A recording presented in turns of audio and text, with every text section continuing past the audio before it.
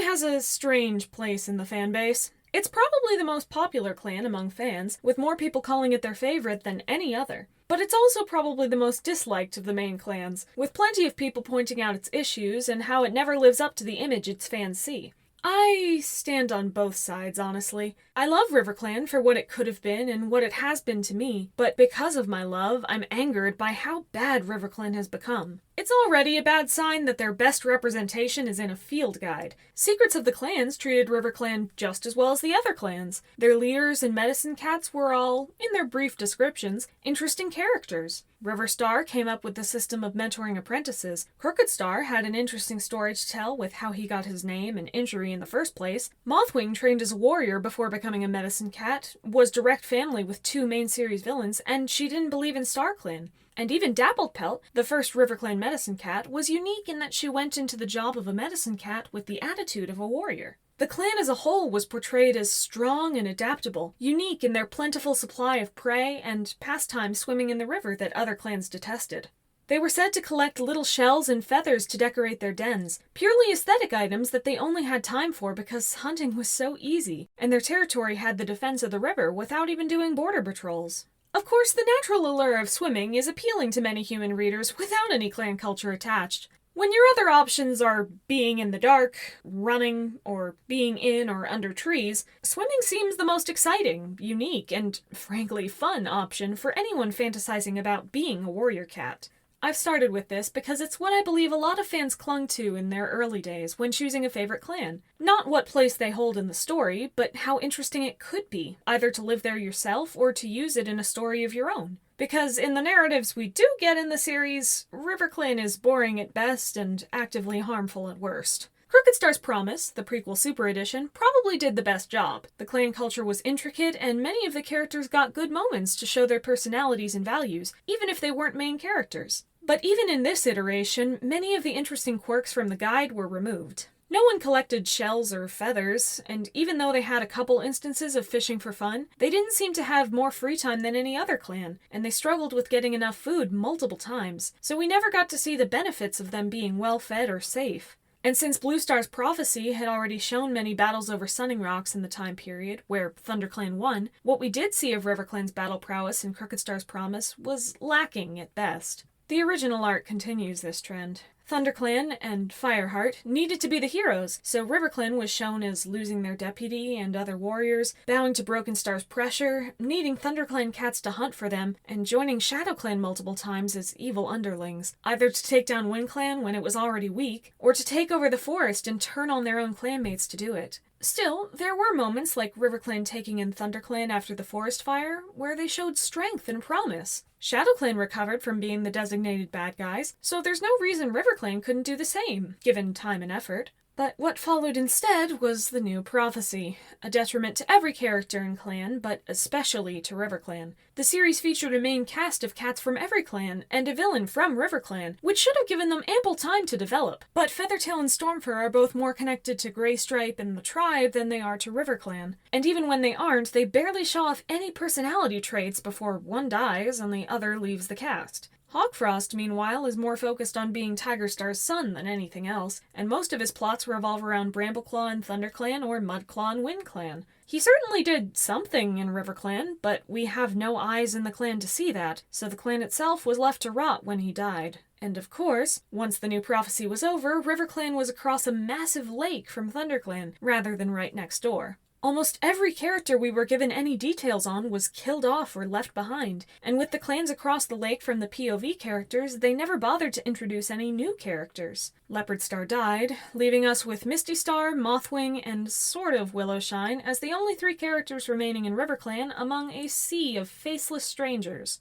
Occasionally, in The Power of Three, Omen of the Stars, and Division of Shadows, they would mention bad things happening to Riverclan as a reminder that they were still there, but no progress was made on characterizing the clan, and they never had moments of saving cats anymore, instead of being saved. But the Aarons had another chance to make Riverclan cool with Dawn of the Clans. It had a completely new cast with no borders between them yet, so there were plenty of opportunities to introduce Riverclan cats and form their clan culture nicely, like they did with the other clans. They even had secrets of the clans to work off of, since a few interesting details about the first leader and Medicine Cat were already there for them. But even under these ideal circumstances, Riverclan got next to nothing.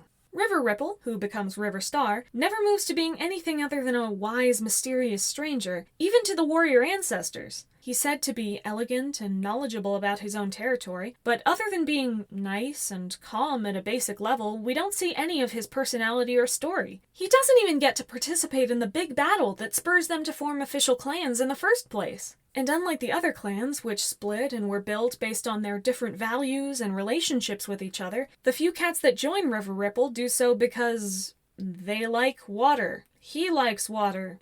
Yahoo!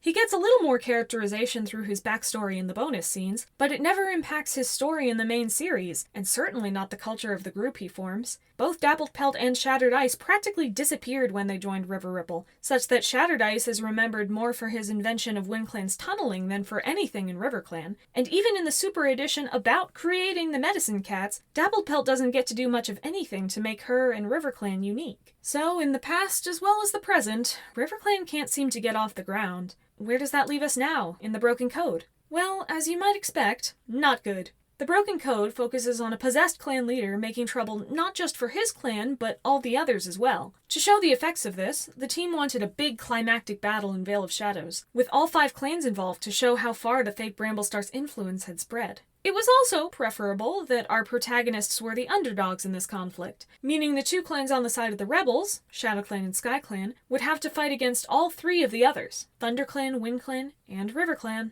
Hairstar dies in this battle, and comes to understand that Bramblestar was fake, retracting his support of the leader. But, I assume, just so they could continue the conflict for 3 more books, Misty Star decides that she still believes that codebreakers are a problem, despite knowing that Bramblestar wasn't himself. She decides to banish those who fought on the side of the rebels, and dishonor Dappletuft, who died on their side, refusing to even sit vigil for her, or wish her well in StarClan. Mothwing, who was already mistreated by Misty Star when she was outed as a codebreaker earlier in the book, can't stand by while her leader wrongly exiles her own clanmates, so Misty Star banishes her too. Misty Star is a half-clan cat herself, and went through great pains to become Riverclan's leader despite her heritage. Then, when she found out Mothwing didn't believe in StarClan, she had a whole novella about learning to accept her friend regardless. But none of that is present in the Misty Star of the Broken Code. This Misty Star isn't nothing anymore. She's unquestionably the antagonist, making Mothwing into a victim once again. At this point, Mothwing is the sole surviving character in Riverclan who has a personality while being sympathetic, but even that evidently couldn't last. In Darkness Within, Mothwing has been generously taken in by ShadowClan, and proceeds to meticulously criticize every action Shadowsight takes, and weasel Puddleshine and Tigerstar into demoting him on the grounds that his apprenticeship finished too early, and he needs more training. There's a few issues here. First, Shadowsight's siblings were already warriors when Lost Stars started, and he doesn't earn his name until the Silent Thaw. He had plenty of training. Second, after demoting him, neither Puddleshine nor Mothwing actually trains him anymore. He's relegated to doing less than an actual Medicine Cat apprentice would, only allowed to take care of Ashfur. And third, on a meta level, it is entirely contrived. The real reason presented for every cat treating Shadowsight badly is because he caused Bramblestar's death. But every cat is aware at this point that it was entirely Ashfur's fault. Having every cat suddenly hate and mistreat Shadowsight is only convenient because it makes him seem like a victim, and drives him towards helping Ashfur in the final pages of the book. But when a situation like that comes at the expense of every character around them, it's contrived.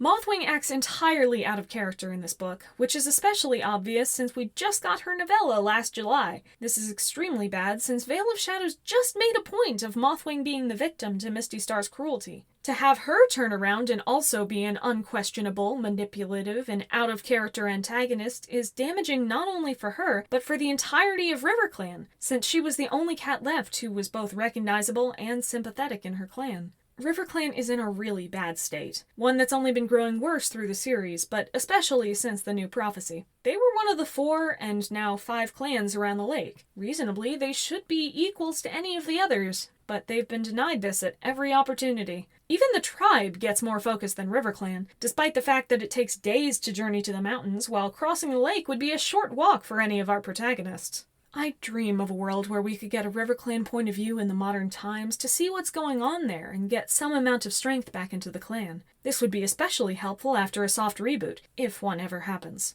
All the weaknesses and aggression could be gone, and Riverclan could be a blank slate again that could be utilized better than it was in Dawn of the Clans. But in reality, I'm not sure any of this will happen ever, let alone soon. So even though it is my favorite, I have to accept that Riverclan is the worst clan. Thank you for watching, and always remember that water isn't a personality trait.